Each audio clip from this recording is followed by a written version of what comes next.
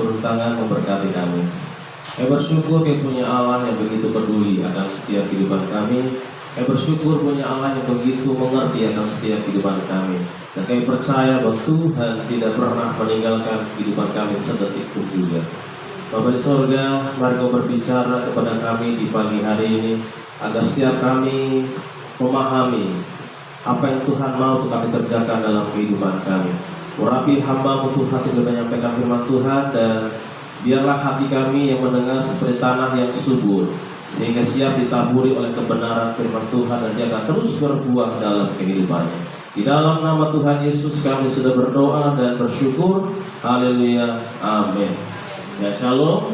Mari sebelum duduk berikan senyum yang paling manis sambil mengatakan Tuhan Yesus mengasihimu.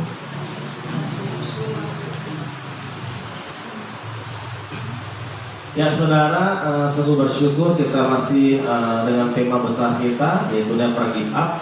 Kalau di minggu pertama saya menyampaikan ada 3 bagian penting yang harus dimiliki seorang yang tidak boleh menyerah. Bagaimana dia harus melakukannya terus menerus.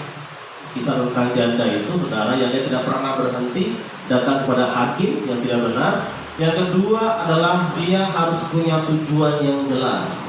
Dan yang ketiga adalah dia harus punya ketetapan hati. Dan di pagi hari saudara, kita akan mengupas lebih dalam lagi tentang bagian yang kedua, bagaimana setiap kita harus punya tujuan yang jelas. Kita akan lihat saudara di dalam firman Tuhan, di dalam Lukas pasal 19 ayat 1 sampai dengan ayat yang ke-10. Lukas 19 ayat 1 sampai dengan 10. Kita akan membacanya silih berganti. Saya akan membacakan ayat yang ganjil, sedangkan Bapak Ibu Saudara akan membaca ayat-ayat yang genap. Yang sudah menemukannya bisa katakan amin. Ya, dengan judul perikop Sakeus. Yesus masuk ke kota Yeriko dan berjalan terus melintasi kota itu. Di situ ada seorang bernama Sakeus, kepala pemungut kaya, dan dia seorang penaya. Ia berusaha untuk melihat orang apakah Yesus itu, tetapi ia tidak berhasil karena orang banyak sebab badannya pendek. Maka berkatilah ia mendahului orang banyak, lalu memanjat pohon ara untuk melihat Yesus yang akan lewat di situ. Ketika Yesus sampai ke tempat itu, ia melihat ke atas dan berkata, "Sakeus, segeralah turun, sebab hari ini aku harus menumpang di rumahmu."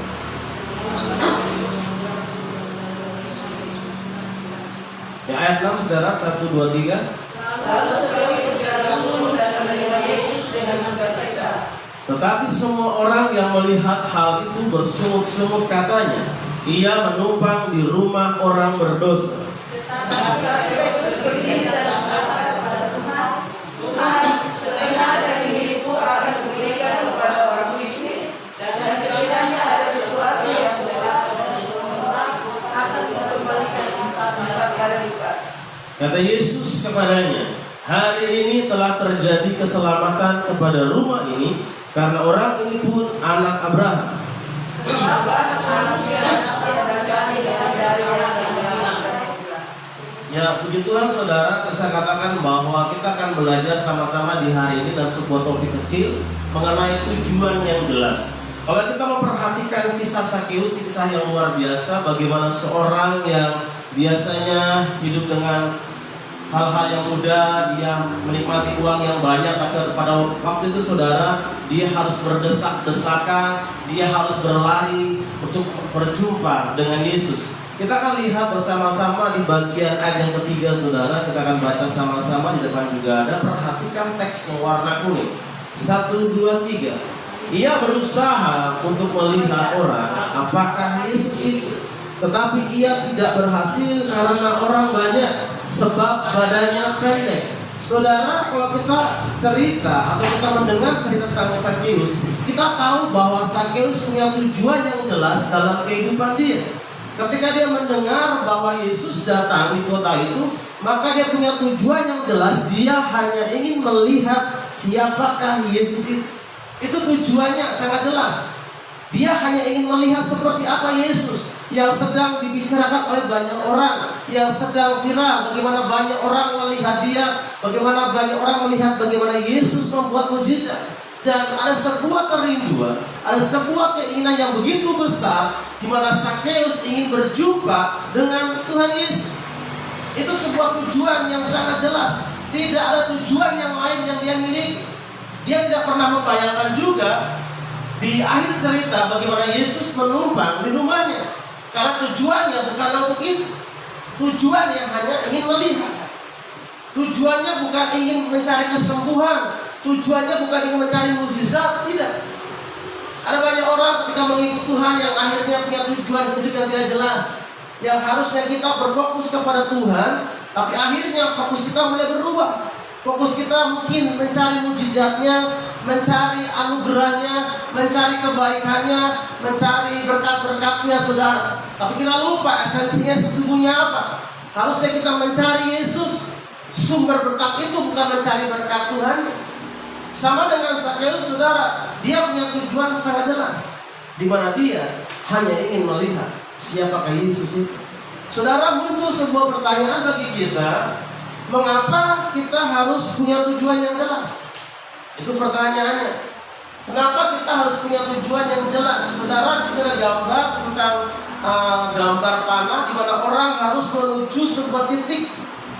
Bayangkan ketika ada sebuah tempat yang akan dipanah atau papan panah, saudara, ketika tidak ada garis-garisnya, maka tidak ada fokus yang akan kita tuju. Kita akan memanah secara sembarangan saja. Harus ada tujuan yang jelas. Lalu pertanyaannya buat kita di pagi hari ini, mengapa kita harus punya tujuan yang jelas? Ada 3 hal penting, saudara, di pagi hari ini yang akan kita belajar sama-sama. Mengapa kita harus punya tujuan yang jelas? Yang pertama, saudara, kita baca sama-sama 1, 2, 3. Tidak berfokus pada kelemahan. Kita baca ayatnya, ayat yang ketiga. 1, 2, 3. Ia berusaha untuk melihat orang, apakah Yesus itu, tetapi ia tidak berhasil karena orang banyak, sebab badannya pendek. Saudara, mengapa kita harus punya tujuan yang jelas? Supaya kita tidak berfokus kepada kelemahan kita. Kalau kita melihat cerita ini, apa kira-kira kelemahan, kekurangan dari Zakheus, saudara? Pendek, saudara. Meskipun dia punya uang banyak, meskipun dia juga seorang pejabat yang harusnya diutamakan, dia punya segala-segalanya, tetapi ada satu kekurangan yang begitu penting dalam kehidupannya, di mana dia adalah orang yang pendek. Di dalam kerumunan begitu banyak orang, saudara, orang yang pendek itu suatu kelemahan yang luar biasa. Kenapa? Ketika orang ingin berjumpa, melihat Yesus, ingat, Yesus pada waktu itu sedang dibicarakan oleh banyak orang. Dimanapun Yesus ada, selalu banyak orang yang mengikuti, bahkan sampai berdesak-desakan. Saudara pasti pernah mungkin nonton Persipura atau nonton apalah begitu, yang begitu banyak orang datang. Setiap orang yang datang biasanya akan mementingkan dirinya sendiri. Bagaimana mereka akan berjuang supaya mendapatkan garis terdepan, supaya bisa melihat secara langsung artis pujaannya, atau orang yang dia harapkan, atau orang yang ingin dia lihat. Semua orang yang berjuang sampai di depan. Nah, bayangkanlah kalau dia orang pendek. Kalau orangnya tinggi, ya mungkin dia di belakang pun dia bisa melihat apa yang terjadi di depan. Tapi kalau orang pendek, saudara, kira-kira bagaimana? Mudah atau susah? Tentu sangat susah, ditambah lagi setiap orang berusaha juga di depan. Tetapi dengan kelemahan dia, saudara, dia tidak berfokus dengan kelemahan dia. Kenapa? Karena ketika kelemahan kita bisa menjadi penghalang ketika kita fokus pada kelemahan kita. Ingat, setiap kelemahan kita itu bisa jadi penghalang ketika kita hanya terfokus kepada kelemahan kita. Seandainya Zakheus, saudara, dia berfokus kepada kelemahannya, saya yakin dan percaya, maka dia tidak akan pernah bisa melihat siapakah Yesus itu. Dia akan meratapi nasibnya. Aduh, saya ingin lihat Yesus sebenarnya, tapi ya apalah daya, Ya, saya dilahirkan dengan kondisi seperti ini. Saya orangnya pendek. Saya ingin berjumpa dengan dia, tapi apalah daya. Saya tidak punya kekuatan. Saya tidak punya kemampuan. Inilah saya. Dia terlalu berfokus kalau seperti itu. Tetapi ketika kita tidak berfokus kepada kelemahan kita, maka kelemahan itu tidak akan pernah menjadi penghambat. Makanya Zakheus bisa melihat siapakah Yesus itu, meskipun dia adalah orang yang pendek. Setiap kita saudara pasti punya kelemahan dan juga punya kelebihan. Tetapi ketika kita hanya berfokus kepada kelemahan kita bilang, aduh saya tidak bisa, aduh saya tidak mampu, aduh saya tidak punya keberanian, saya tidak mampu melakukannya. Selama kita berfokus kepada hal itu, maka kita tidak akan pernah bisa berkembang, maka kita tidak akan bisa maju. Makanya penting kita harus punya tujuan yang jelas supaya kita jangan berfokus kepada kelemahan kita. Amin. Bilang ke sebelah, jangan fokus kepada kelemahan. Ada begitu banyak kisah orang-orang hebat saudara yang lahir dari kelemahan dia. Ada begitu banyak orang yang menginspirasi dunia ini yang lahir dari sebuah ketidaksempurnaan menurut dunia. Contohnya saudara adalah Anthony Robles. Saudara, dia dilahirkan dengan situasi atau kondisi cacat, di mana kaki sebelahnya tidak ada. Bahkan untuk menaruh kaki palsu pun susah karena tidak ada ujung pangkal itu yang keras, saudara. Sehingga dia harus menggunakan tongkat. Ketika dia kecil saudara, dia cukup sangat senang dengan dunia olahraga, sehingga dia punya kekuatan di bagian tangannya karena dia suka menyangga badannya dengan tangannya. Bahkan di usia yang masih kecil saudara, dia bisa push up banyak kali, bisa angkat badan banyak kali. Dan setiap kali ada kejuaraan pancur di sekolahnya, dapat dipastikan bahwa Anthony pasti akan menang karena dia punya kekuatan di bagian tangannya. Ketika itu saudara, dia mulai memutuskan untuk dia mengikuti namanya dunia gulat. Saudara, gulat itu suatu olahraga yang begitu berat. Bagaimana orang akan membanting. Artinya dia harus punya kuda-kuda yang begitu kuat. Bayangkan, orang berdiri dengan dua kaki saja gampang dibanting, atau susah dibanting mungkin. Maaf. Bayangkan dengan Anthony ini hanya satu kaki saja. Tetapi ketika dia mulai bertumbuh, dia berlatih dengan keras saudara, dia akhirnya memenangkan begitu banyak pertandingan. Dan hebatnya saudara, dia bertanding bukan dengan orang-orang yang sama dengan dia. Biasanya kalau dalam sebuah dunia olahraga, contoh ada Olimpik, ada dua. Pertama Olimpiade, yang kedua Paralimpik. Artinya untuk orang-orang yang disabilitas saudara, khusus. Jadi orang-orang yang tidak sempurna itu dilombakan sama. Tidak bisa orang yang tidak sempurna diperlombakan dengan orang yang sempurna, tidak imbang. Tapi tidak dengan Anthony saudara, dia berlomba dengan orang-orang yang normal. Dan banyak kali orang-orang normal kalah dengan dia. Dan satu kali saudara, ketika dia mengikuti sebuah perlombaan namanya NCAA, itu perlombaan yang begitu bergengsi, dan dia melawan seorang jagoan namanya Matt. Dia punya rekor 33 main dan tidak pernah terkalahkan dalam pertandingan itu. Dan di babak final saudara, apa yang terjadi? Laki-laki ini mungkin sebuah julukan tak bisa dihentikan.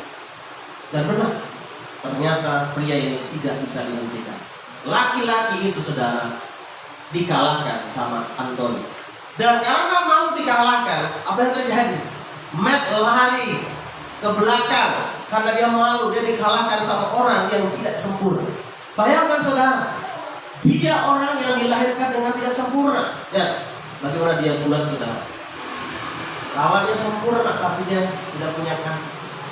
Tapi dia tidak pernah berfokus kepada kelemahannya. Dia punya tujuan yang jelas dari kecil, bahwa dia ingin konsentrasi di bagian olahraga dan secara khusus adalah gulat. Meskipun ada banyak orang yang mencibirnya, bagaimana mungkin kamu orang yang tidak sempurna, tidak punya kaki dua, bagaimana mungkin punya kuda-kuda yang kuat, bagaimana mungkin bisa membanting orang yang besar. tetapi dia punya tujuan yang jelas. Meskipun dia tidak punya kaki, dia punya kelemahan yang secara fisik mungkin tidak mampu, tapi dia tidak mau berhenti. Kenapa? Karena dia tidak mau berfokus kepada kelemahan dia. Dia punya tujuan yang jelas. Amin, saudara. Setiap kita mesti punya tujuan yang jelas. Jangan bilang, saya mengalir saja. Harus punya tujuan. Di dalam pendidikan saudara harus punya tujuan yang jelas. Masuk, tujuannya apa? Saya harus selesai 4 tahun, tujuan. Ketika saudara mungkin keluar, harus punya tujuan. Seringkali saya bertanya kepada teman-teman ketika dia mungkin lagi sekolah atau kuliah, bertanya, kira-kira habis ini tujuanmu apa? Saya tidak tahu. Ya, lihat nanti lah. Nanti kalau lulus bagaimana ya? Nanti lihat nanti. Saudara tidak bisa seperti itu. Kita mesti punya tujuan yang jelas. Ketika saya kuliah, tujuan saya adalah bagaimana saya lulus 4 tahun. Meskipun lewat juga, tapi bagaimana saya berusaha sekuat tenaga. Meskipun tidak ada uang, saya bekerja sekuat tenaga. Tapi yang penting, bagaimana saya bisa lulus. Saya tidak pernah berpikir, orang tua tidak bantu saya, tidak ada dari dukungan dari keluarga, 1 rupiah pun tidak ada. Mungkin saya bisa meratapi hal itu, tapi saya tidak mau meratapi hal itu atas kelemahan saya. Itu hal yang pertama, harus punya tujuan yang jelas. Makanya tujuan yang jelas akan menolong kita untuk tidak berfokus kepada kelemahan kita. Hal yang kedua, saudara, minta maaf tidak kelihatan.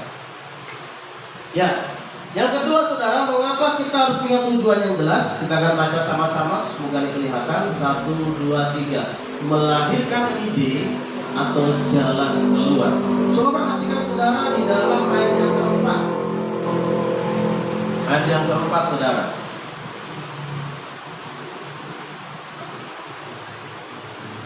Amin. Kita baca sama-sama, 1, 2, 3. Maka berlarilah ia mendahului orang banyak, lalu memanjat pohon ara untuk melihat Yesus yang akan lewat di situ. Saudara, ketika semua orang sedang berbondong-bondong untuk melihat Yesus, dan ketika Sakeus punya tujuan yang jelas, dia ingin berjumpa dengan Yesus, maka itulah yang akan melahirkan sebuah ide.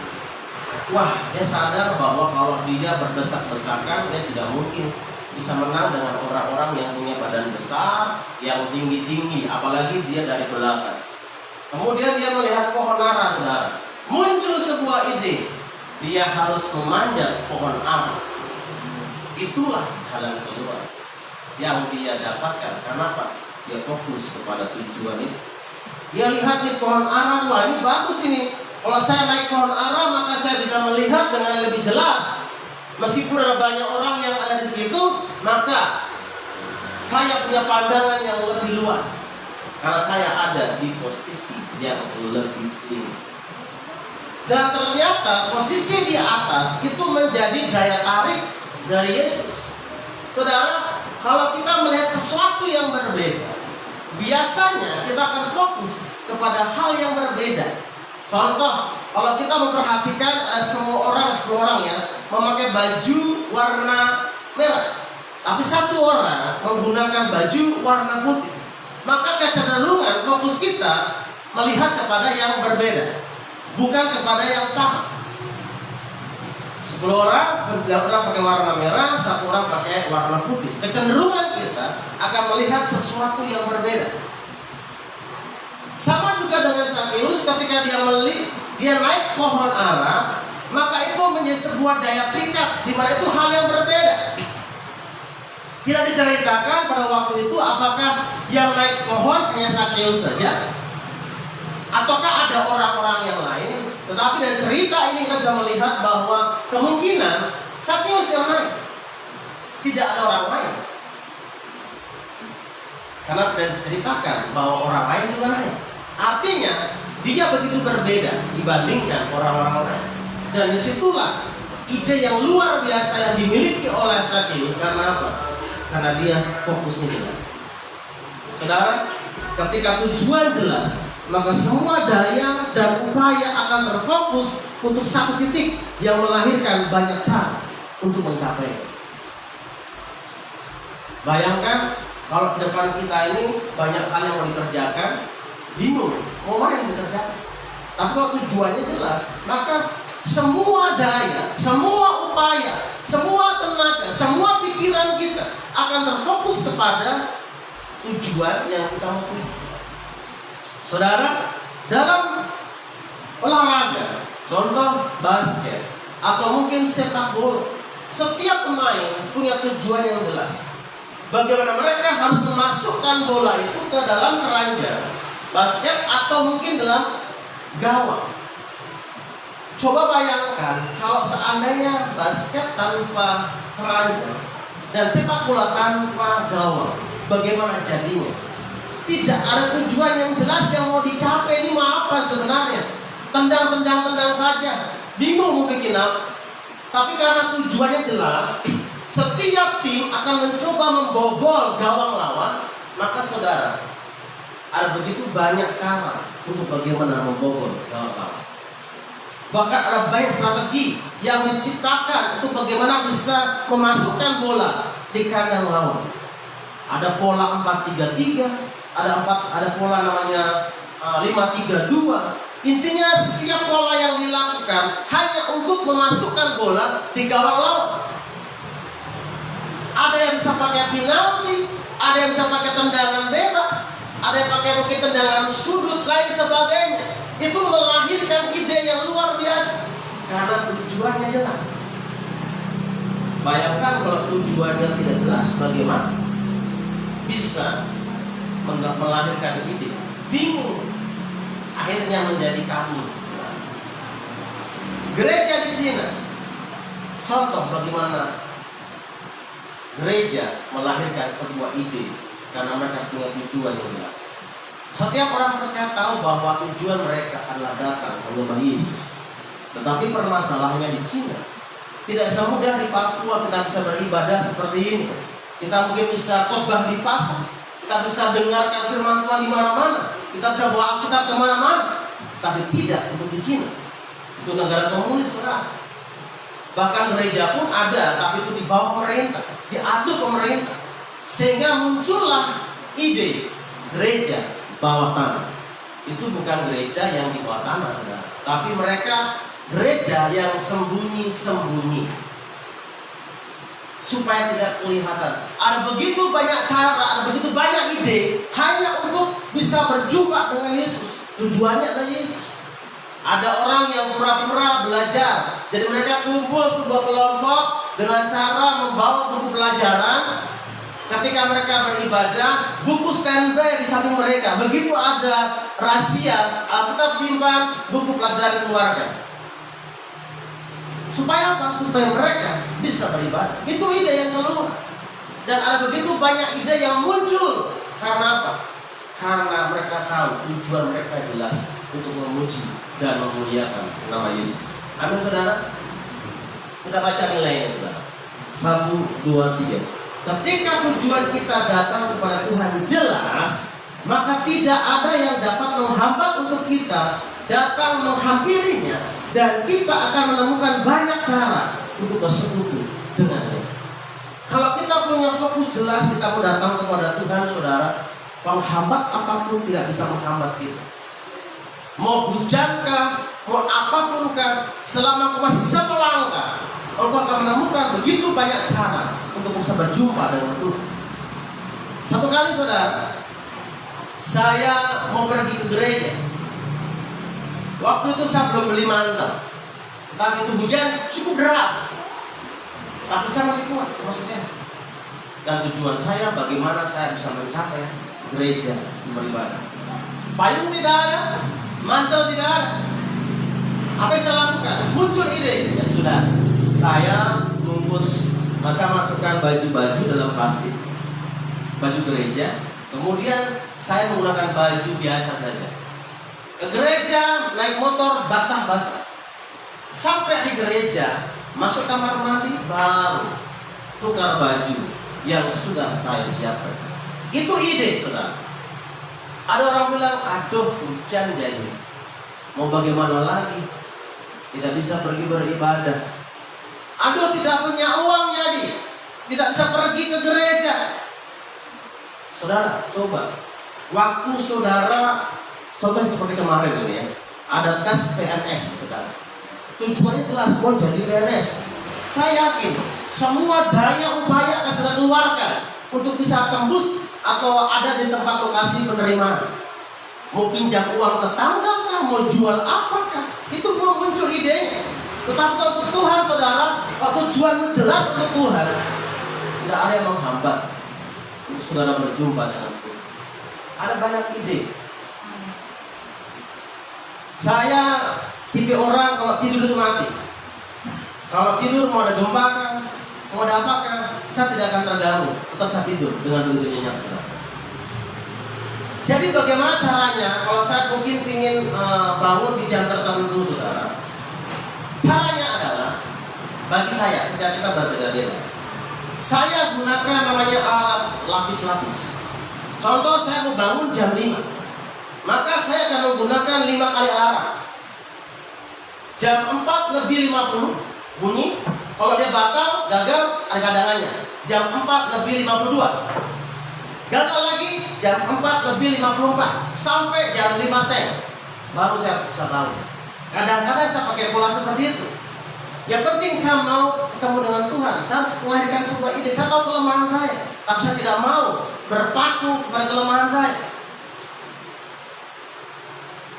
Mungkin kalau saudara punya tujuan untuk datang kepada Tuhan, sekali lagi saudara, tidak ada penghambat yang bisa menghambat kita, karena fokus yang jelas itu akan melahirkan begitu banyak ide, begitu banyak ide.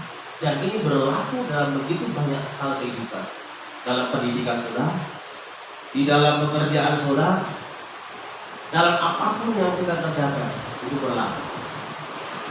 Kami bilang ke sebelah, harus punya tujuan yang jelas.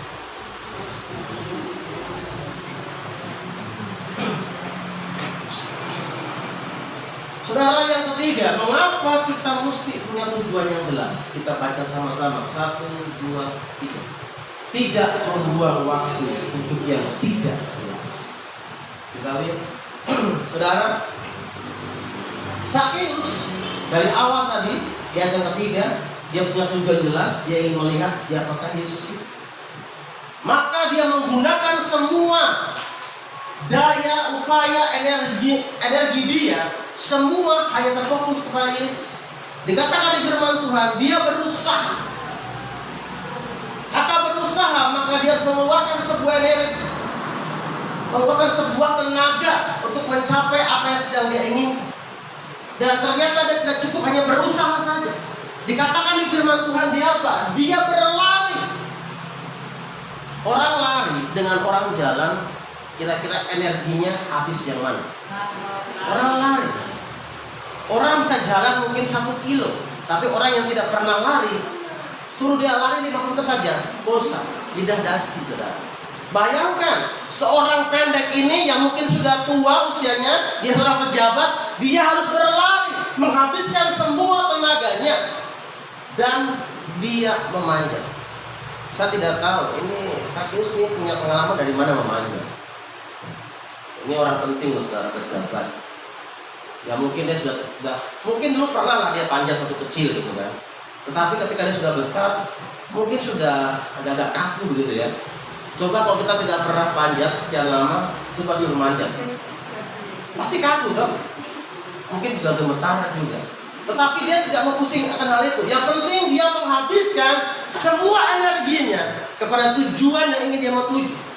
Dia tidak mau menghabiskan energinya kepada sesuatu yang tidak jelas. Saudara, ketika dia sampai di lokasi itu, bisa saja dia mungkin mau ke sana, mau lihat-lihat, ini apa sih yang sedang terjadi, mau lihat apa yang sedang fenomenal begitu kan, tanpa dia lihat Yesus. Ada banyak motivasi yang bisa terjadi ketika Sakeus ada di situ. Tapi sekali lagi, dari awal dia datang, dia tahu apa yang dia mau tuju. Kita baca sama-sama. 1, 2, 3. Ketika kita menetapkan suatu tujuan dan kita tidak sejalan dengan tujuan itu, maka seberapa jauh, seberapa keras kita bekerja, maka semuanya menjadi sia-sia. Contoh saudara, saya sudah menetapkan tujuan saya akan ke sebelah sana, tetapi sikap atau cara saya tidak ke sana, saya ke sebelah sana, sebaliknya, atau saya mungkin ke sebelah sana. Seberapa jauh saya melangkah, seberapa besar saya menghabiskan waktu saya, seberapa besar habiskan uang saya, energi saya, maka saya tidak akan pernah mencapai apa yang saya sudah tetapkan tujuan itu.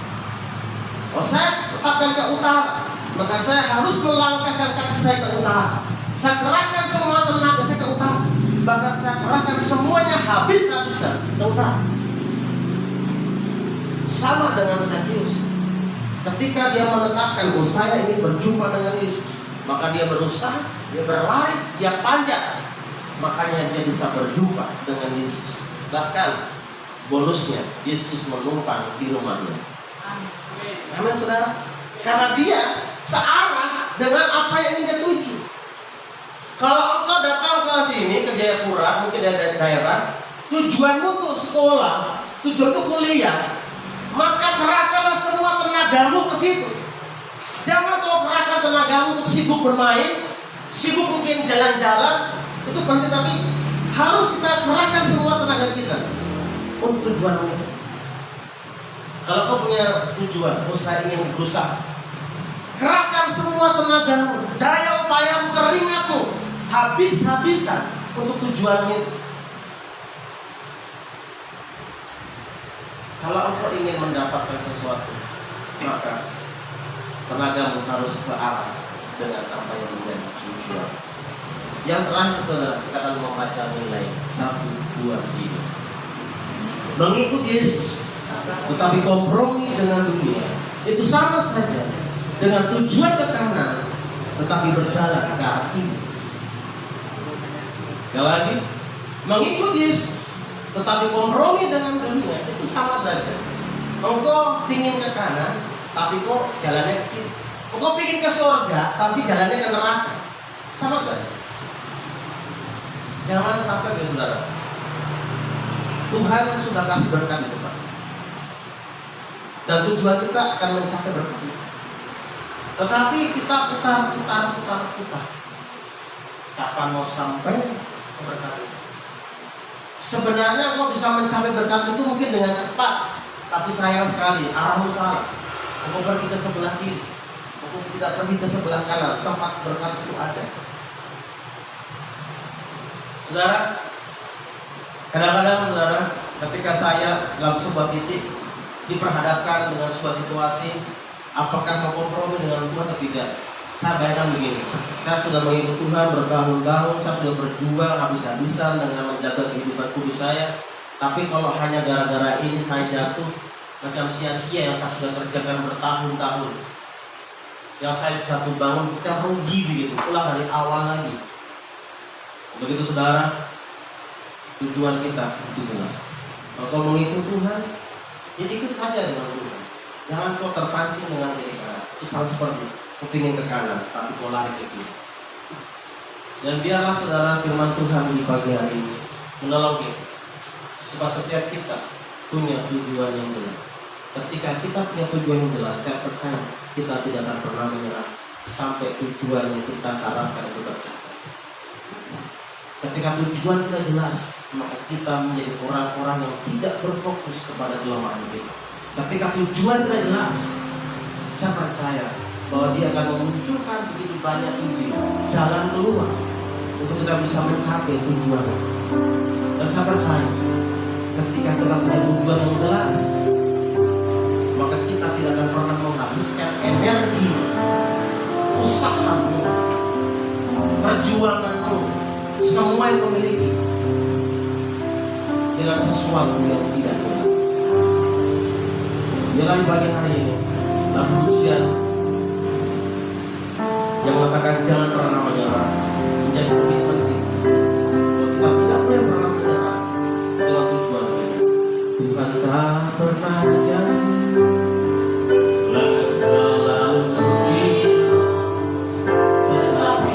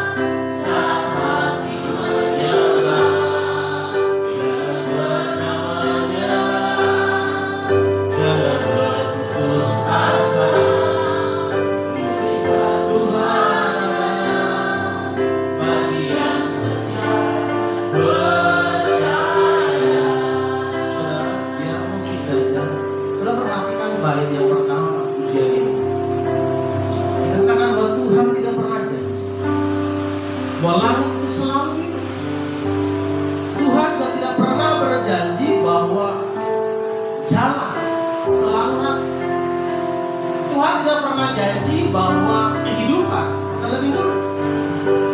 Tuhan tidak pernah janji bahwa tidak akan ada masalah, tidak akan ada tantangan. Tetap Dia berjanji, Dia akan menyertai saudara untuk mencapai tujuan saudara. Dia berjanji menyertai kita, memberikan kekuatan kepada saudara untuk mencapai apa yang Kau tetapkan. Dan jangan pernah menyerah, dan jangan pernah berputus asa. Amin.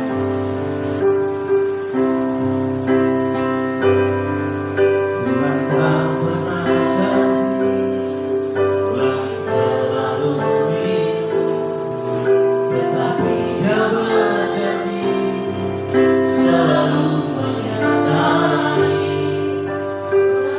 Pernah janji jalan selalu rata, tetapi Dia berjanji berikan kekuatan.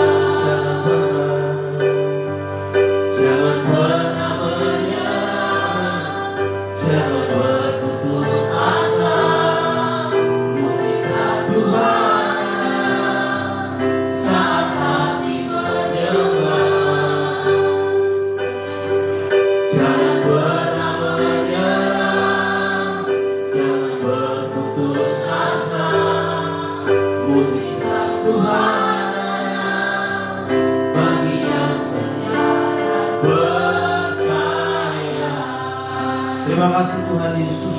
Hamba percaya bahwa setiap umat-Mu yang hadir di pagi hari ini, bahkan mungkin yang menyaksikan setelah live streaming, mungkin selama ini kami tidak punya tujuan yang jelas, baik dalam kehidupan kami kepada Tuhan, dalam pekerjaan kami, dalam pendidikan kami, dalam keluarga kami, bahkan dalam segala sesuatu yang kami lakukan.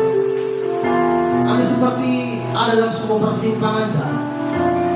Ada begitu banyak pilihan dan kami tidak tahu apa yang harus kami tuju. Tetapi Tuhan, kami bersyukur. Kami belajar dari Sakeus. Dia punya tujuan yang begitu jelas. Dia ingin melihat siapakah Yesus ini.